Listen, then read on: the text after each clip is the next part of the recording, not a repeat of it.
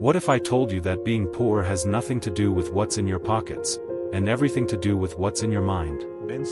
In a land of gold, palaces, and plenty, sat a man who had nothing, or so he believed.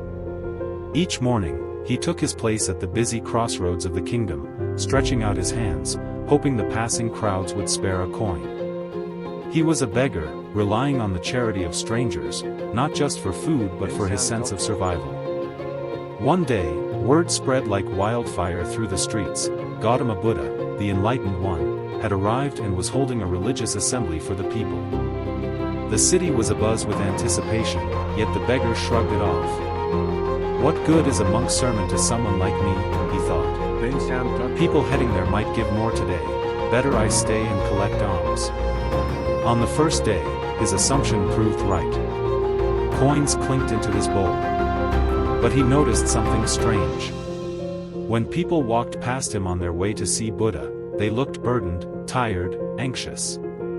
But when they returned, their faces were transformed, light, smiling, calm. Some even returned just to offer him extra alms, seemingly filled with joy.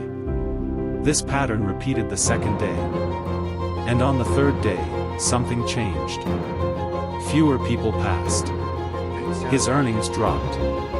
His curiosity deepened. He finally thought, if this Buddha can fill their hearts, maybe he can fill my bowl too.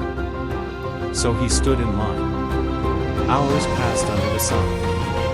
Finally, he reached the master. With a humble bow, he asked, "Lord, why am I still poor when so many others are happy and thriving?" Buddha looked at him, not with pity, but with piercing clarity, and said, "You are poor because you think you have nothing to give. You spend your life asking but never offering." The beggar was stunned.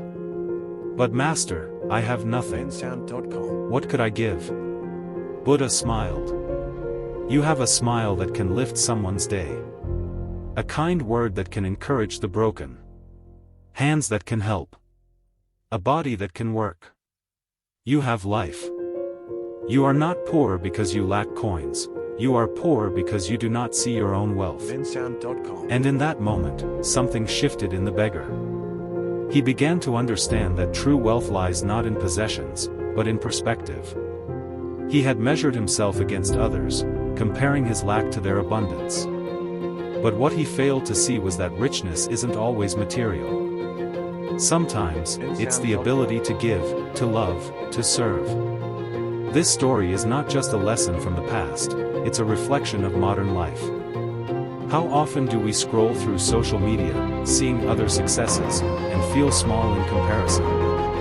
How often do we overlook our own abilities, our own strength, our own blessings? Take for example a janitor in a New York school who started every morning by greeting students with kindness. His paycheck never changed, but his value in the community grew. Or a woman in Mumbai who, though homeless, helped blind passengers board trains.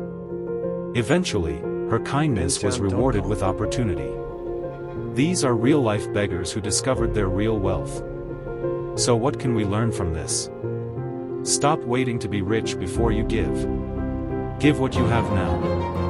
Whether it's your time, your effort, your smile, it matters.